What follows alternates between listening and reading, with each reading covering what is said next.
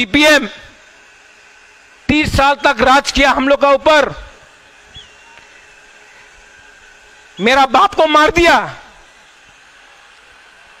दुख दुख करके महाराजा किरीट विक्रम को मार दिया, मेरा संपत्ति ले लिया, लेकिन भगवान था ना, देयर वाज गॉड।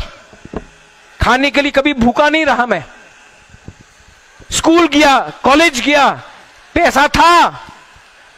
आज जेल में डाल के देखो तभी भी आपका भूभागरा मरेगा नहीं, और ज्यादा फाइट करेगा। And I will tell you, কিন্তু কি বলছে দিল্লিতে গিয়ে সিপিআইএম নাকি তার প্রয়াত পিতা কিরিট বিক্রম মানুষকে টুক টুক করে নাকি মেরে ফেলেছে।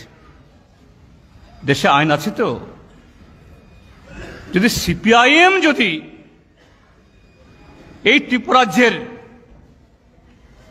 রাজবাড়ির কোন সন্তান কিছুরকম মেরে ফেলে, দেশে আইন নাই, কানুন নাই। এই কথা তো তার মা বিভু কুমারী দেবীও কোনোদিন বলেননি। কিরিট বিক্রম মাণিক্য বাহাদুর যতদিন জীবিত ছিলেন তিনিও তো বলেননি। বরঞ্চ আমি বলবো, আমি যখন ট্রাইবাল ওয়েলফেয়ার মিনিস্টার ছিলাম, প্রত্যেক বছর 26শে জানুয়ারিতে আমরা ট্রাইবাল সর্দারদের দিয়ে নিয়ে এসে আগরতলাতে আমরা 26 জানুয়ারি রাতে বুশ সভা আমরা দিই, সাংস্কৃতিক কর্মকাণ্ড হয়।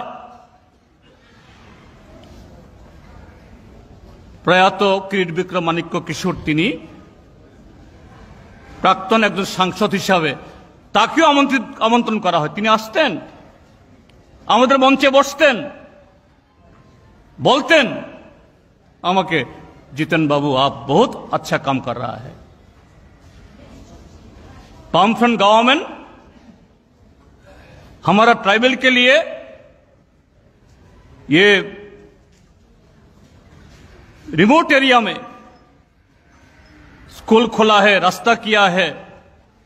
अभी सरकारी नौकरी में भी बहुत सारे लोग ट्राइबल ऑफिसर আমাকে বলতেন আমার পিচ্ছা প্রিয় আচ্ছা কাম কর रहा है, কিন্তু বলেননি তো জিতেন বাবু আপনার সরকার তো আমাকে মেরে ফেলছে, সিপিএম কে আমাদের মেরে ফেলছে।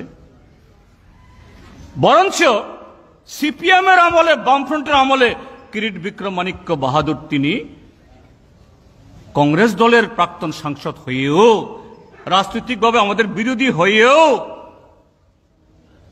তিনি আমাদের দ্বারা সেরকম একজন প্রবীণ ব্যক্তিত্ব, প্রবীণ নাগরিক, প্রবীণ একজন প্রাক্তন সাংসদ হিসাবে সম্মানে কৃতজ্ঞতা প্রকাশ করতেন। আর কালকে গিয়ে বলেছেন সেখানে সিপিএম নাকি তার বাপকে মেরে ফেলেছে।